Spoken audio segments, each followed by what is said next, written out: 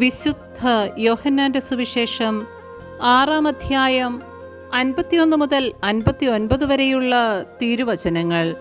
ജീവന്റെ അപ്പം. സ്വർഗത്തിൽ നിന്നിറങ്ങിയ ജീവനുള്ള അപ്പം ഞാനാണ്. ആരെങ്കിലും ഈ അപ്പത്തിൽ നിന്ന് ഭക്ഷിച്ചാൽ അവൻ എന്നേക്കും ജീവിക്കും. ലോകത്തിന്റെ ജീവന് വേണ്ടി ഞാൻ നൽകുന്ന അപ്പം എന്റെ ശരീരമാണ്. ഇതേപ്പറ്റി യഹൂദർക്കിടയിൽ തർക്കമുണ്ടായി. തന്റെ ശരീരം നമുക്ക് ഭക്ഷണമായി തരാൻ ഇവന് എങ്ങനെ കഴിയുമെന്ന് അവർ ചോദിച്ചു. യേശു പറഞ്ഞു, സത്യം സത്യമായി ഞാൻ നിങ്ങളോട് പറയുന്നു, നിങ്ങൾ മനുഷ്യപുത്രന്റെ ശരീരം ഭക്ഷിക്കുകയും അവന്റെ രക്തം പാനം ചെയ്യുകയും ചെയ്യുന്നില്ലെങ്കിൽ നിങ്ങൾക്ക് ജീവൻ ഉണ്ടായിരിക്കുകയില്ല.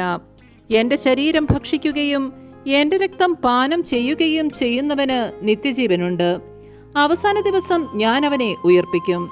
എന്തെന്നാൽ എന്റെ ശരീരം യഥാർത്ഥ ഭക്ഷണമാണ്, എന്റെ രക്തം യഥാർത്ഥ പാനീയവുമാണ്. എന്റെ ശരീരം ഭക്ഷിക്കുകയും എന്റെ രക്തം പാനം ചെയ്യുകയും ചെയ്യുന്നവൻ എന്നിലും ഞാൻ അവനിലും വസിക്കുന്നു. ജീവിക്കുന്നവനായ പിതാവ് എന്നെ അയച്ചു. ഞാൻ പിതാവ് മൂലം ജീവിക്കുന്നു. അതുപോലെ എന്നെ ഭക്ഷിക്കുന്നവൻ ഞാൻ മൂലം ജീവിക്കും. ഇത് സ്വർഗത്തിൽ നിന്ന് ഇറങ്ങിവന്ന അപ്പമാണ്. പിതാക്കന്മാർ മന്ന ഭക്ഷിച്ചു, എങ്കിലും മരിച്ചു. അതുപോലെയല്ല ഈ അപ്പം. ഇത് ഭക്ഷിക്കുന്നവൻ എന്നേക്കും ജീവിക്കും. കഫർനാമിലെ സിനഗോഗിൽ പഠിപ്പിച്ചുകൊണ്ടിരിക്കുമ്പോഴാണ് അവൻ ഇത് പറഞ്ഞത്. നമ്മുടെ കർത്താവായ മിശിഹായ്ക്ക് സ്തുതി.